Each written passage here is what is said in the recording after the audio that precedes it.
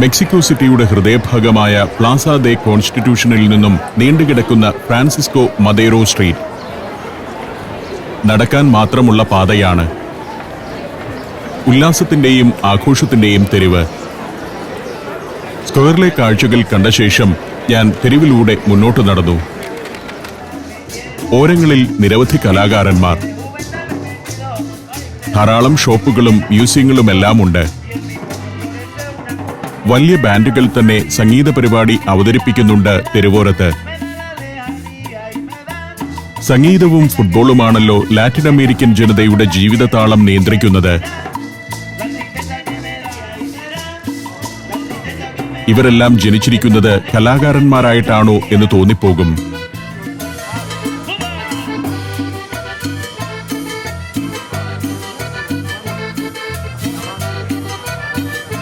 ഇമ്പമുള്ള സംഗീതം. ബാൻഡിന്റെ പരിപാടി ഞാൻ കുറച്ചുനേരം കണ്ടുനിന്നു.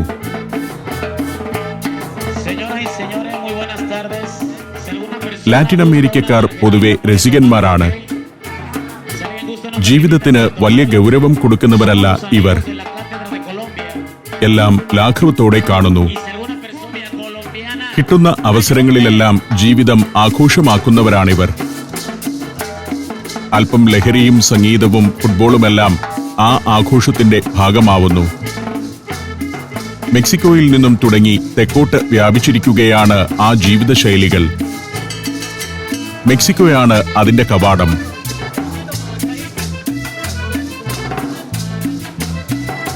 സ്പെയിനിൽ നിന്ന് കുടിയേറി വന്നവരും ഇവിടുത്തെ തനത് ജനവിഭാഗങ്ങളും ഇടകലർന്നുണ്ടായ ഒരു പ്രത്യേക സംസ്കാരമാണിവിടെ.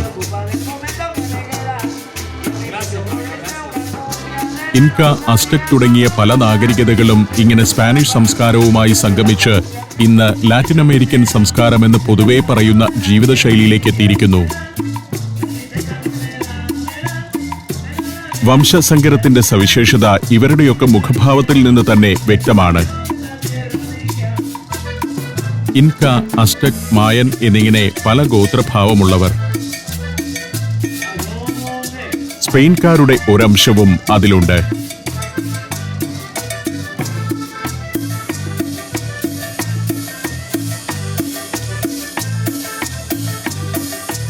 അവരുടെ ചടുലമായ സംഗീതവും ശ്രവിച്ചുകൊണ്ട് ഞാൻ നിന്നു.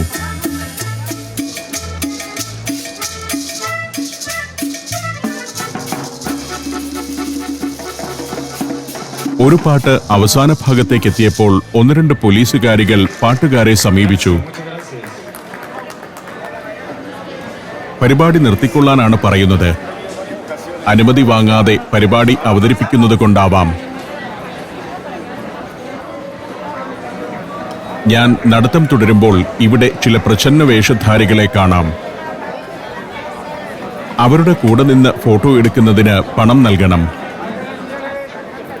ഫ്രാൻസിസ്കോ മദേറോ സ്ട്രീറ്റിൽ എവിടെയും ജനത്തിരക്കാണ്.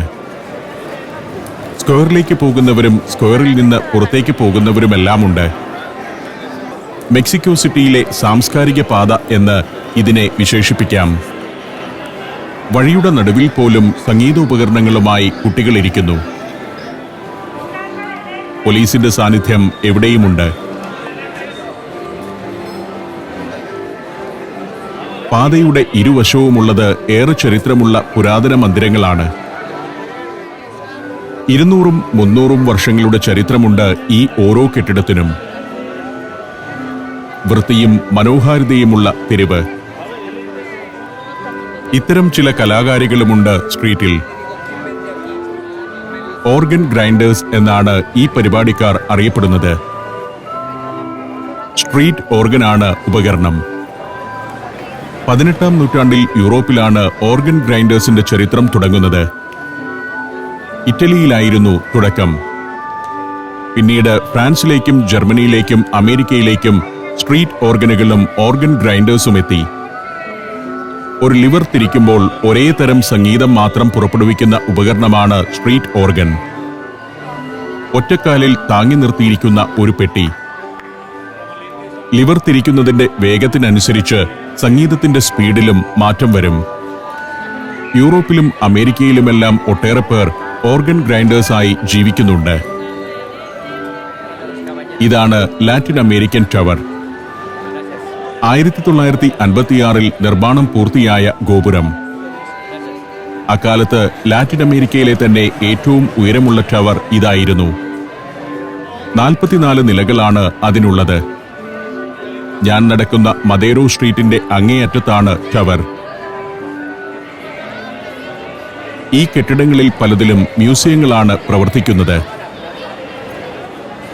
മിക്കി മൗസും മിന്നി മൗസും നിൽപ്പുണ്ട് ഒരു കോണിൽ. ഇക്കാണുന്നതും ഒരു പ്രധാനപ്പെട്ട മന്ദിരമാണ്. പാലസ് ഓഫ് ഇറ്റൂർബൈഡ് എന്നറിയപ്പെടുന്നു. ഗ്രാൻഡസ് മേസ്ട്രോസ് എന്ന പേരിൽ മെക്സിക്കോയിലെ ഗ്രേറ്റ് മാസ്റ്റേഴ്സിന്റെ ചിത്ര ശില്പ പ്രദർശനമാണ് ഇപ്പോൾ ഇവിടെ നടക്കുന്നത്. 1779 മുതലുള്ള 6 വർഷങ്ങൾ കൊണ്ട് നിർമ്മിതമായ കൊട്ടാരമാണ്. മറ്റൊരു ഭാഗത്തുമുണ്ട് പ്രച്ഛന്ന വേഷക്കാർ. വിവാ മെക്സിക്ക കബ്രോണസ് എന്ന ബോർഡും വെച്ചാണ് ഇരിപ്പ്. കബ്രോണസ് എന്നാൽ ബാസ്റ്റാർഡ്സ് എന്നാണ് അർത്ഥം. സ്പാനിഷ് രീതികളിൽ നിന്നും ഉരുത്തിരിഞ്ഞ ഒരുതരം കൗബോയ് സംസ്കാരമാണല്ലോ ഇവർക്കുള്ളത്. അതിനെ പ്രതീകവൽക്കരിക്കുകയാണ് ഇവർ. ഞാൻ വീണ്ടും നടന്ന് ലാറ്റിൻ അമേരിക്കൻ ടവറിന്റെ സമീപത്തേക്കെത്തി. ഒരു പള്ളിയാണ് ഇവിടെ ഇടതുവശത്തെ ഒരു പ്രധാന കാഴ്ച. വലിയ മതിൽക്കെട്ട്. അതിലെ കമാനത്തിലൂടെ പള്ളി കാണാം. സെയിന്റ് ഫ്രാൻസിസിന്റെ പേരിലുള്ള കോൺവെന്റും പള്ളിയും ചേർന്ന ഒരു സമുച്ചയം. ഗേറ്റിനു സമീപം അപ്പം ചുട്ടുകൊണ്ടിരിക്കുന്നു ഒരു സ്ത്രീ.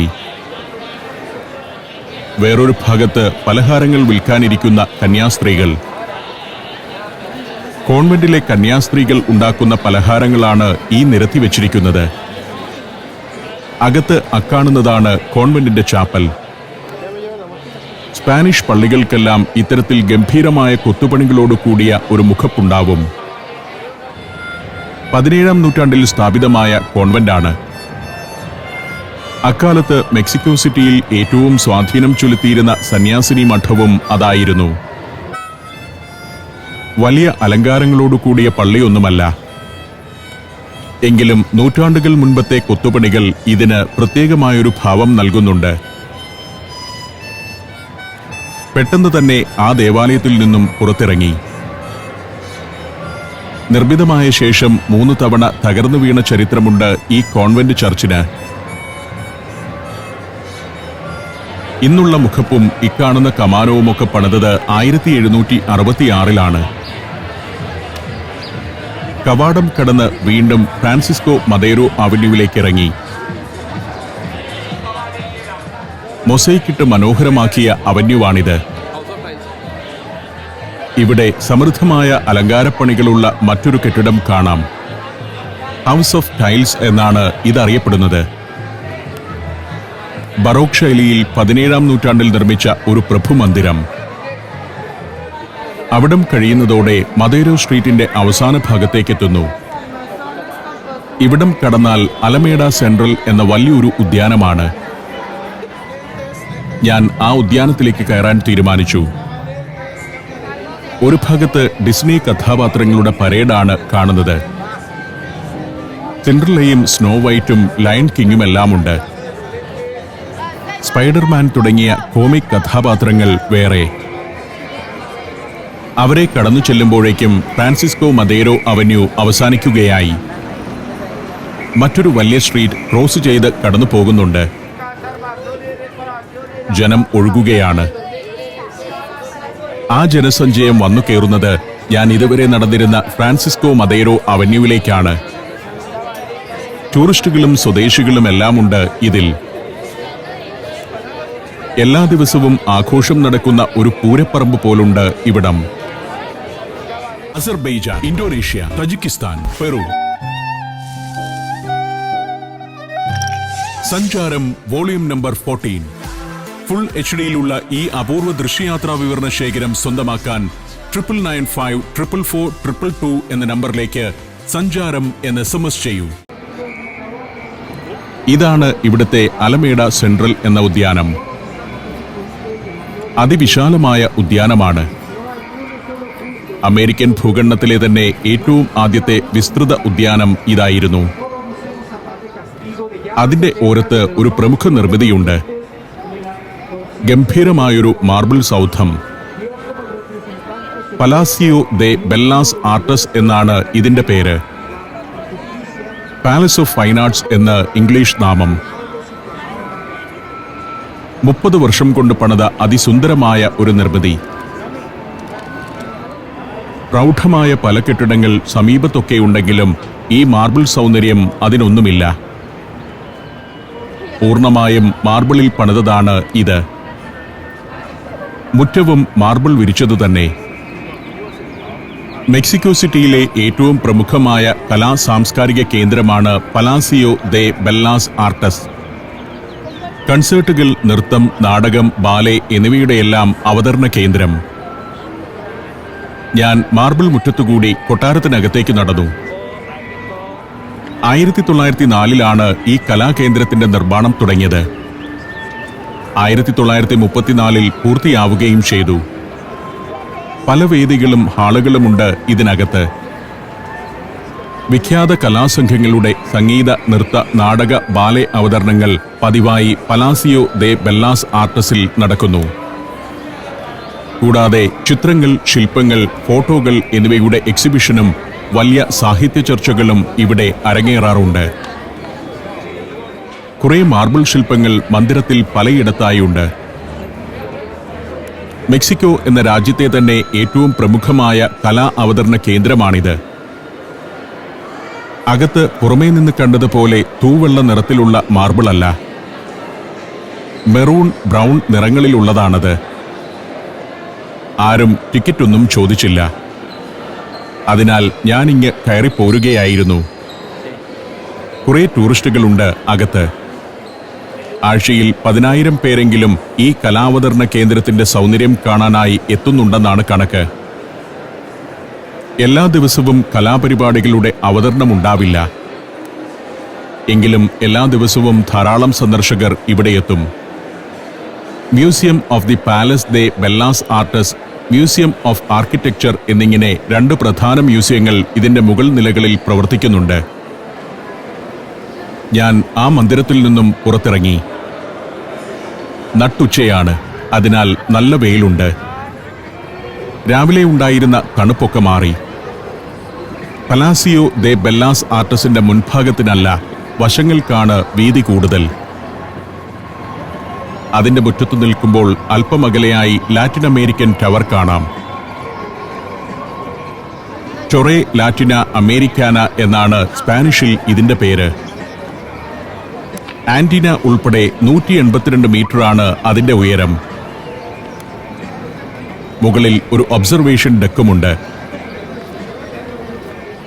ഇക്കാണുന്നത് ബിതോവൻ മോണിമെന്റ് ആണ്. 1921 സ്ഥാപിച്ച സ്മാരകം. ബിതോവൻ മോണിമെന്റിന്റെ ചുവട്ടിൽ സംഗീത പരിപാടി നടക്കുകയാണ്. തെരുവ് കലാകാരന്മാരുടെ പ്രകടനം കാണാൻ ഇവിടെയൊക്കെ ഇങ്ങനെ ആളുകൾ കൂടുന്നത് പതിവാണ്. കലാകാരന്മാർ പരിപാടി അവതരിപ്പിക്കുമ്പോൾ ആയിരക്കണക്കിന് ആളുകളാണ് അത് കാണുന്നത്.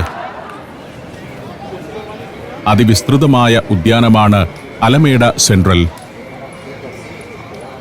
അതിലെ നടപ്പാതകൾ ഈ വിധം മാർബിൾ വിരിച്ചതാണ്. മെക്സിക്കോ എന്ന് കേൾക്കുമ്പോൾ നമ്മേക്കാൾ വളരെ പിന്നിലുള്ള രാജ്യമാണെന്നാണല്ലോ തോന്നുക. ഇവരുടെ നഗരങ്ങൾ മിക്കതും നമ്മുടേതിനേക്കാൾ ആസൂത്രണ തികവുള്ളതാണ്. നേരെ മുന്നിൽ ഒരു നീളൻ കെട്ടിടമുണ്ട്. ഇവിടുത്തെ പെർഫോമിംഗ് ആർട്സ് തിയേറ്ററാണത്. ഇവിടെ ഒരു ഭാഗത്ത് സൈക്കിളുകൾ നിരത്തിവെച്ചിരിക്കുന്നു. പണമിട്ടോ ക്രെഡിറ്റ് കാർഡ് വഴി തുകയടച്ചോ ഇവിടെ നിന്നും സൈക്കിൾ എടുത്ത് സിറ്റിയിലൂടെ കറങ്ങാം. റോഡിന്റെ മറുവശത്ത് കാണുന്നതാണ് പെർഫോമിംഗ് ആർട്സ് തിയേറ്റർ, തിയേറ്ററോ ഹിഡാൽഗോ. ഈ നഗരത്തിലെ പ്രമുഖമായ നാടകാവതരണ കേന്ദ്രമാണത്. അതിനപ്പുറം പഴയൊരു പള്ളിയുണ്ട്, സാന്ത വെരാക്രൂസ് ചർച്ച്. ഉദ്യാനത്തിന്റെ ഓരം പറ്റി മാർബിൾ വിരിച്ച നടപ്പാതയിലൂടെ ഞാൻ നടത്തം തുടർന്നു. നഗരവാസികളും ടൂറിസ്റ്റുകളും വിശ്രമിക്കാനും സൗഹൃദം പങ്കിടാനും തണലിൽ ഇരുന്നൊന്ന് മയങ്ങാനുമെല്ലാം എത്തുന്ന പ്രധാന ഉദ്യാനമാണ് അലമേഡ സെൻട്രൽ. 1592 രൂപപ്പെടുത്തിയ ഉദ്യാനമാണിതെന്ന് ഓർക്കണം. സാന്താ വെരാക്രൂസ് മൊനാസ്ട്രിയും പള്ളിയും ഉൾപ്പെടുന്ന കോംപ്ലക്സ് ഇപ്പോൾ കൂടുതൽ വിശദമായി കാണാം. ലാറ്റിൻ അമേരിക്കയിലെ തന്നെ ആദ്യകാല മതസ്ഥാപനങ്ങളിൽ ഒന്നാണത്. അലമേഡ സെൻട്രലിൽ ധാരാളം ആളുകളുണ്ട്. അസ്ടെക് സാമ്രാജ്യകാലത്ത് വലിയൊരു മാർക്കറ്റായിരുന്നു ഇവിടെ ഉണ്ടായിരുന്നത്. സ്പാനിഷ് ആധിപത്യം വന്നതോടെ 1592 ഇത് പബ്ലിക് പാർക്കാക്കാൻ തീരുമാനിക്കുകയായിരുന്നു. ഒരു ഭാഗത്ത് കുതിരകളുമായി ആളുകൾ നിൽക്കുന്നു. നെപ്പോളിയന്റേതിന് സമാനമായ വേഷമാണ് കുതിരക്കാർക്ക്. ആളുകൾക്ക് വിശ്രമിക്കാവുന്ന നീളൻ കൽബെഞ്ചുകൾ. 4 നൂറ്റാണ്ടിലേറെ പഴക്കമുള്ള ഈ പാർക്ക് 2012 ഏറ്റവും ഒടുവിലായി നവീകരിച്ചത്. ഞാൻ ഉദ്യാനം മുറിച്ചു കടന്ന് മറുഭാഗത്തേക്കെത്തി. ഇവിടെ ലാ കാസ ഡി ടോണോ എന്നൊരു റെസ്റ്റോറൻ്റ് ഉണ്ട്. അവിടെ ഒരു മലയാളി സുഹൃത്ത് എന്നെ കാണാൻ വരും. ഈ വരുന്നതാണ് സുഹൃത്ത് രാകേഷ്. അച്ഛനുമൊത്താണ് രാകേഷ് വന്നിരിക്കുന്നത്. ലാ കാസ ദേ ടോണോ റെസ്റ്റോറൻറ്റിൽ നിന്ന് തന്നെ ഭക്ഷണം കഴിക്കാമെന്ന് ഞങ്ങൾ തീരുമാനിച്ചു. രാകേഷിന്റെ അച്ഛൻ രാധാകൃഷ്ണൻ നായർ. മുംബൈയിലാണ് അദ്ദേഹം താമസിക്കുന്നത്. ഇപ്പോൾ രാകേഷിന്റെ അതിഥിയായി ഇവിടെ എത്തിയിരിക്കുന്നതാണ്. രാകേഷ് മെനു നോക്കി ഞങ്ങൾക്കുള്ള ഭക്ഷണം ഓർഡർ ചെയ്തു. ഒരു സ്ലിപ്പ് എഴുതി കൊടുക്കണം. താമസിയാതെ മെയിൻ ഭക്ഷണത്തിന്റെ അനുസാരികൾ എത്തിത്തുടങ്ങി. കുടിക്കാൻ പാലും വെള്ളം പോലൊരു പാനീയം. അഗ്വ ദേ ഹൊർച്ചാത്ത എന്നാണ് അതിന്റെ പേര്. പിന്നെ പപ്പടം പോലൊരു സംഗതി. ഫ്രൈഡ് ടോർട്ടില എന്നാണ് അതറിയപ്പെടുന്നത്. മുളക് ചമ്മന്തി ചേർത്ത് വേണം കഴിക്കാൻ. നല്ല എരിവുള്ള പച്ചക്കാന്താരി മുളകിന്റെ ചമ്മന്തിയാണ്. മെക്സിക്കൻ ഫുഡിൽ കാന്താരി മുളകും അതിന്റെ ചമ്മന്തിയും വളരെ പ്രധാനപ്പെട്ടതാണ്. പോർക്ക് ടാക്കോസ് ആണ് ഇത്. പൊസോലെ എന്ന സൂപ്പാണ്. ഞാനൊരു സൂപ്പാണ് ഓർഡർ ചെയ്തത്. അതിലേക്ക് നാരങ്ങ പിഴിഞ്ഞൊഴിച്ചു രാകേഷ്. പന്നിയിറച്ചിയും ചോളപ്പൊടിയുമൊക്കെയാണ് പൊസോലയിലെ ചേരുവകൾ. അടുത്തതായി ഈ വന്നിരിക്കുന്നതാണ് പ്ലൗതാസ്.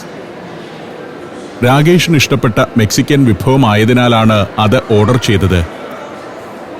എല്ലാം തനത് മെക്സിക്കൻ വിഭവങ്ങൾ തന്നെ. ഏറ്റവും സ്പൈസിയാണ് മെക്സിക്കൻ വിഭവങ്ങൾ. അച്ഛന് സൂപ്പിനകത്തേക്ക് മുളക് ചമ്മന്തിയാണ് രാകേഷ് ഒഴിച്ചു കൊടുക്കുന്നത്. പോർക്ക് ടാക്കോസും നേരെയങ്ങ് കഴിക്കുകയല്ല. അത് തുറന്ന് മുളക് ചാറൊഴിച്ച് നല്ല എരിവ് വരുത്തിയ സവോള വയ്ക്കുന്നു. ഇവിടെ വന്നിട്ട് രാകേഷും നല്ല എരിവുള്ള ഭക്ഷണം കഴിക്കാൻ ശീലിച്ചിരിക്കുന്നു. സവോളയ്ക്ക് മേൽ കാന്താരി മുളകിന്റെ ചമ്മന്തി. തുടർന്ന് ടാക്കോസ് മടക്കിയാണ് കഴിക്കുക. രാകേഷിന് വളരെ ഇഷ്ടപ്പെട്ട വിഭവമാണ്. ഉള്ളിൽ പന്നിയിറച്ചി വെച്ച വിഭവം. മലയാളികൾക്ക് മെക്സിക്കൻ ഫുഡ് ഇഷ്ടമാവും. കൂടുതലും മാംസാഹാരമാണ്. ഏതു വിഭവം ഓർഡർ ചെയ്താലും ആദ്യം എത്തുക ഒരു പാത്രം നിറയെ പച്ചമുളകിന്റെ ചമ്മന്തിയാണ്. അമേരിന്ത്യൻ പാരമ്പര്യവും സ്പാനിഷ് രീതികളും ചേർന്ന സവിശേഷ ശൈലിയാണ് മെക്സിക്കൻ ഫുഡിൻ്റേത്. ഓരോ മെക്സിക്കൻ വിഭവത്തെയും കുറിച്ചുള്ള വിവരണം രാകേഷ് തന്നു. ഇത് പൊസോലെ എന്ന സൂപ്പ്. നിറയെ ആളുകളുണ്ട് റെസ്റ്റോറൻറ്റിൽ. സീറ്റ് ഒഴിയുന്നതിനനുസരിച്ച് അകത്തു കയറാൻ കാത്തുനിൽക്കുന്നവരുടെ നീണ്ട നിരയാണ് താഴെ കാണുന്നത്. വളരെ പ്രശസ്തമായ റെസ്റ്റോറൻ്റാണ് ലാ കാസ ദേ ടോണോ. വിശേഷങ്ങൾ പറഞ്ഞിരുന്ന് ഭക്ഷണം കഴിച്ച ശേഷം ഞങ്ങൾ പുറത്തേക്കിറങ്ങി. രാകേഷും അച്ഛനും യാത്ര പറഞ്ഞ് പിരിഞ്ഞു. ഞാൻ വീണ്ടും തെരുവിലേക്കിറങ്ങി. ഇതിവിടുത്തെ പ്രശസ്തമായ ഡൊളോറസ് സ്ട്രീറ്റാണ്. ഇവിടുത്തെ ചൈന ടൗണാണിത്. ചൈനീസ് പടിപ്പുരയും ചുവന്ന റാന്തലുകൾ തൂങ്ങിക്കിടക്കുന്നതുമെല്ലാം കാണാം. ഇവിടം മുതൽ അങ്ങോട്ട് ചൈനീസ് റെസ്റ്റോറന്റുകൾ, ചൈനീസ് ഉൽപ്പന്നങ്ങളുടെ കടകൾ എന്നിവയെല്ലാമാണ് കാണാനാവുക. ലോകത്ത് ഏതു നഗരത്തിലെയും ചൈന ടൗണിന് ഒരേ രൂപഭാവങ്ങളായിരിക്കും. ചൈനക്കാർ നടത്തുന്നതാണെങ്കിലും ചില കടകളിൽ ടാക്കോസ് ഉൾപ്പെടെ മെക്സിക്കൻ വിഭവങ്ങളും വിൽക്കുന്നുണ്ട്. ധാരാളം ചൈനക്കാരുണ്ട് മെക്സിക്കോ സിറ്റിയിൽ. ചൈനയിലെ ഒരു നഗരത്തിലെത്തിയ അനുഭവമാണ് ഇവിടെ നിന്ന് ലഭിക്കുന്നത്. ആ അനുഭവം ആസ്വദിച്ചുകൊണ്ട് ഞാൻ മെക്സിക്കോ സിറ്റിയിലൂടെയുള്ള സഞ്ചാരം തുടർന്നു.